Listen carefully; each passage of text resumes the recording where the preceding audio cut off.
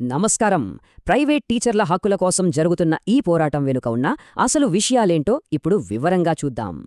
Private టీచర్లంతా ముందుకు రావాలి అని ఒక బలమైన పిలుపుతో ఈ ఉద్యమం మొదలవుతోంది. గతంలో సెలవులు దొరక పబ్లిక్ హాలిడేస్లో కూడా పనిచేస్తూ అందరూ ఒకచోట చేరడం దాదాపు అసాధ్యంగా ఉండేది కదా. కాని ఇప్పుడు పరిస్థితి మారింది. పాత ఇబ్బందులకు చెక్ పెడుతూ ఒక అద్భుతమైన పరిష్కారం దొరికింది. అదేంటంటే రాబోయే మే 4వ తేదీ. అవును, ఈ ఒక్కరోజు ఇప్పుడు అత్యంత కీలకం కాబోతోంది. మే 4 సోమవారం, అందరికీ హాలిడే. మన హక్కుల కోసం గలం విప్పడానికి ఇది నిజంగా ఒక మంచి అవకాశం. మరి ఇందులో ఎలా పాల్గొనాలి? నేరుగా మీటింగ్కి వెళ్ళొచ్చు, లేదా దూరం నుంచే మీ మద్దతు కూడా తెలపచ్చు. మీటింగ్కి వెళ్లలేకపోతే కేవలం మీ వివరాలు, సంతకం పంపి కూడా ఈ ఉద్యమానికి మీరు అండగా నిలవచ్చు. మన ఐకమత్యమే మన బలం. అందరం ఏకతాటి పైకి వస్తేనే ఈ హక్కులు సాధించగలం అని పీస్ 2026 సొసైటీ చెబుతోంది.